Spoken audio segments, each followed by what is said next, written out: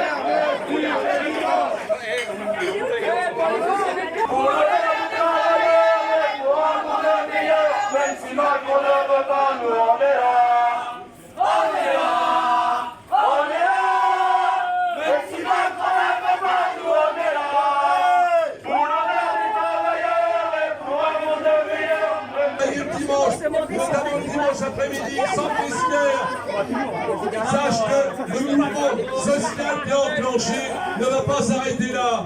Nous remercions l'ensemble des organisations qui ont appelé à cette mobilisation. Et il faut que la direction sache que tous les dimanches, ce sera la même chose. On n'empêchera jamais.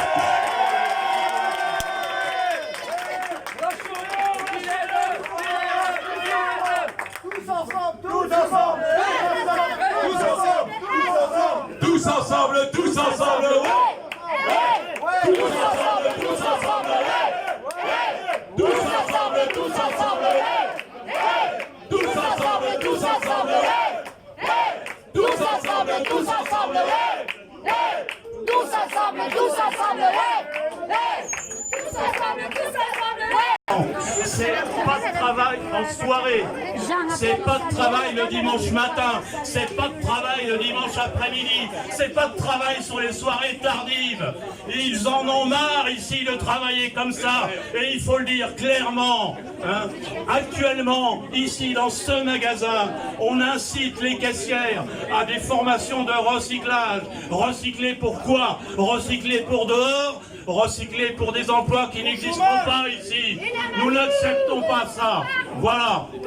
Il faut le dire, il faut rester unis et il faut élargir tout ce qui est en train de se passer. Surtout élargir. C'est pas 200 ou 300 qu'il faut être, c'est investir tous les magasins dans les semaines qui viennent, qui ouvrent le dimanche sur la région d'Angers et Angers. Merci.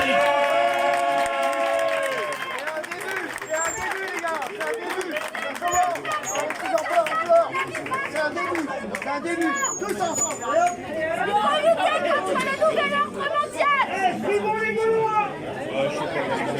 Tous ensemble. C'est un début, ça.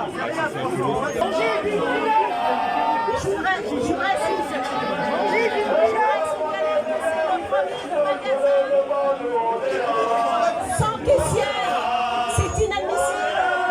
Ça va se propager partout en France. Là d'ailleurs. Donc c'est le chômage à l'en plus finir. On est là pour les gens. Mobilisons-nous partout où les droits des travailleurs et des travailleuses sont attaqués. Parce que l'ouverture des hypermarchés le dimanche n'est pas sans conséquences. Qu'il s'agisse des salariés de l'enseigne ou des sous-traitants, ce seront dans tous les cas des salariés qui devront travailler les dimanches après-midi pour assurer l'ouverture des magasins. Qu'il s'agisse de nombreux secteurs professionnels qui seront affectés par l'ouverture des hypermarchés le dimanche. Le nettoyage, la sécurité, la technique, le transport, marchandises et personnes, les boutiques dans les galeries, les gardes d'enfants. C'est alors la qualité de vie de nombreux et nombreuses salariés qui en feront les frais. Plus de jours de repos hebdomadaires communs, donc moins de temps à passer en famille, entre amis, à se cultiver, à se divertir, à faire du sport. Ce qui est remis en cause ici, c'est l'article du Code de travail portant sur le repos hebdomadaire accordé le dimanche aux salariés de l'industrie et du commerce. Article qui a été modifié à l'avantage des grandes surfaces par un ministre de l'économie en août 2015 pour réduire le repos dominical et permettre l'ouverture des magasins dimanche matin. Cette loi porte le nom d'un certain ministre, Macron. La loi Macron de 2015. Et comme le dimanche matin ne suffit pas, encore la sainte croissance, on s'attaque par des voies détournées au dimanche après-midi jusqu'au soir, en ayant recours à l'automatisation, qu'on préfère nommer pudiquement innovation dans la novlangue néolibérale. Une fois de plus, ce sont nos droits qui sont attaqués et nos conditions de vie et de travail qui sont remises en cause pour les profits des grands patrons et des actionnaires. Aujourd'hui, aussi, à l'heure de l'urgence climatique, on ne peut pas passer sous silence les conséquences écologiques de cette pratique, puisque l'ouverture d'un hypermarché un jour supplémentaire occasionne nécessairement un impact environnemental. Parce qu'il faut faire fonctionner un jour de plus les équipements électriques, les frigos, la climatisation, le chauffage, les éclairages, les transports. Oui, cette croissance sans fin a un coût désastreux pour le climat et la planète. Nous n'oublions pas non plus les conséquences sur les petits commerçants de la ville qui voient s'accroître la concurrence avec les grandes enseignes de la distribution et se retrouvent davantage en difficulté.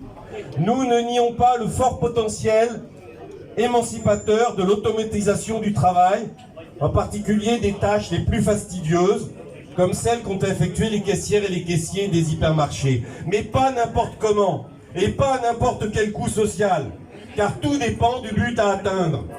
Ainsi, dans le cadre actuel du capitalisme que nous dénonçons, l'automatisation du travail est généralement accompagnée d'une diminution des effectifs dans les entreprises, créant ainsi davantage de chômage et de précarité, mais permettant aux capitalistes d'augmenter considérablement leurs profits.